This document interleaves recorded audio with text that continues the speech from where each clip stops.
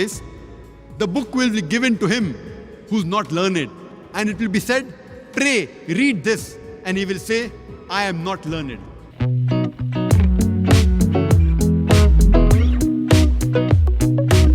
Hello, YouTube. Welcome to Michael TV.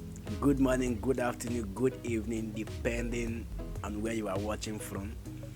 Today, I'm gonna be sharing something with you guys. Something I see as surprising and shocking to me, actually. So today we are gonna be listening to Dr. Zakir Naik. You know, there has been a lot of controversies surrounding this man. Some people see him as the anti-preacher. Some people believes he is exposing the falsehoodness in Christianity and other religion. Everybody is entitled to his or her opinion depending on how you see him. I respect him a lot because he's not just conversant with the Quran, he's also conversant with the Bible. So today he is going to share something with us. According to the headline, it seems kind of weird to me. Today we are going to be listening to Dr. Zakir Naik calls Muhammad a false prophet. Isn't that shocking? Okay guys, let's go to the video. For years, Muslim apologists have been desperate to find Muhammad in the Bible.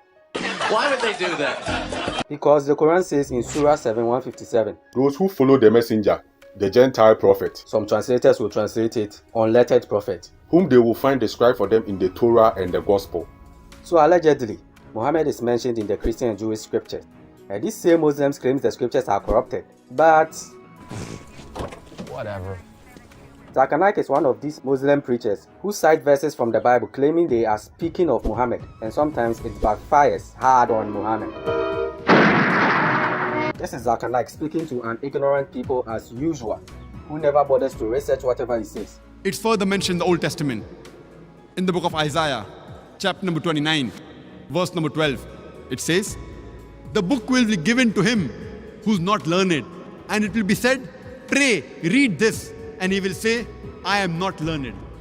And this is exactly what happened when the first revelation came to the last and final messenger, Prophet Muhammad Sallallahu Alaihi Wasallam. So according to Zakir Naik, Isaiah 29:12 is about Muhammad because it speaks of someone who is not learned giving a book to read. In fact, this is really funny to me. What happens when we read the verses before and after to find the full context? Let's read from verse 1 to 3. Isaiah 29, 1 to 3. Woe to Ariel, the city where David dwelt. Add ye year to year, let them kill sacrifices.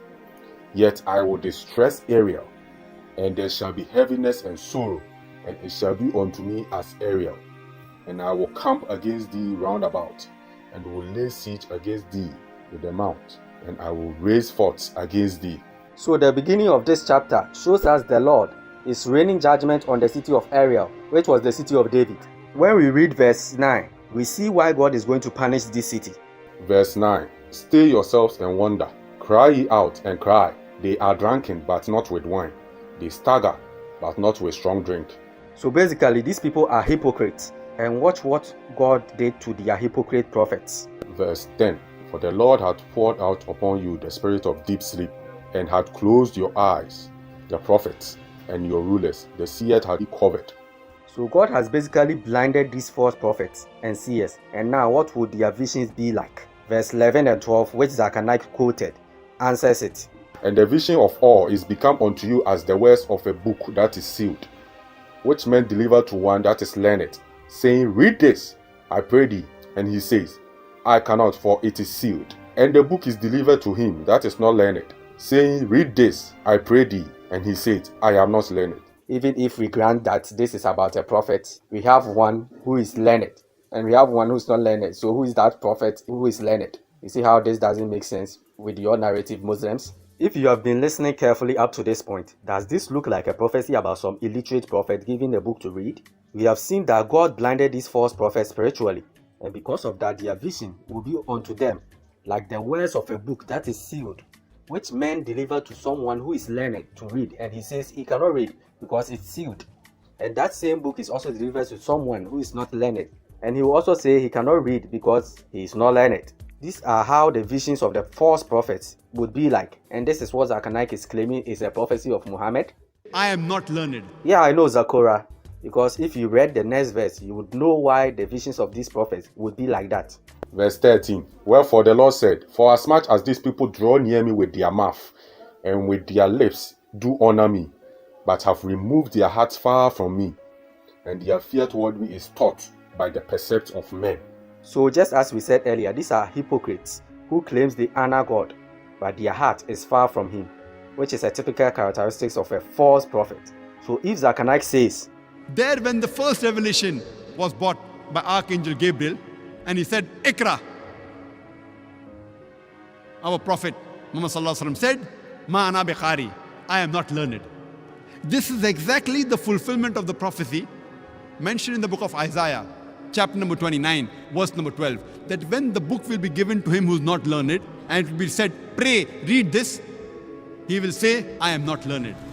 And this is exactly what Prophet Muhammad Sallallahu Alaihi Wasallam said. Then Zakir Naik just called Muhammad a false prophet, because the verse isn't even about a prophecy of some prophet, but rather what God will cause the visions of the false prophets to be like. Question: what happens when you take a verse out of context to fit your narrative? You end up calling your own prophet false, like Zakir Naik just did.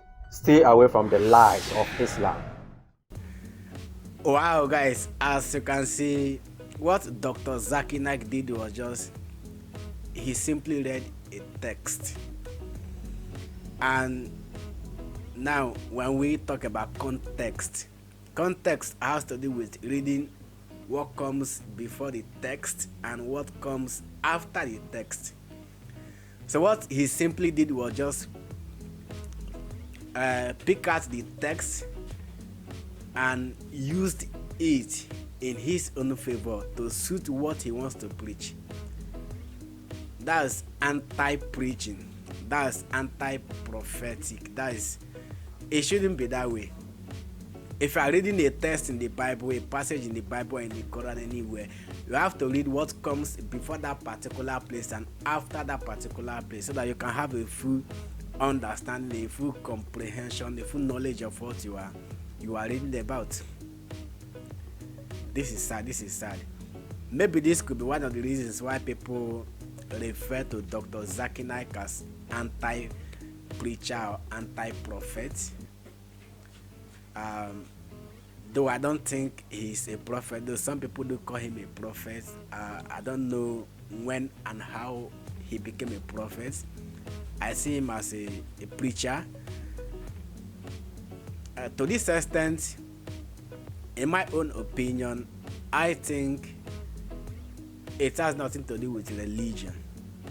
Even in Christianity, we have some pastors, some religion leaders that do pick and choose in the Bible.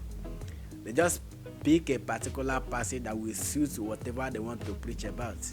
So it has nothing to do with religion, but it's a personal thing. So at this point, we are talking about Dr. Zakir Naik. We are not talking about Islam. We are talking about individual person, not collectively. So guys, drop your opinion at the comment section. What do you think? How do you feel about this episode? Actually, the topic, the headline, it got me confused, really.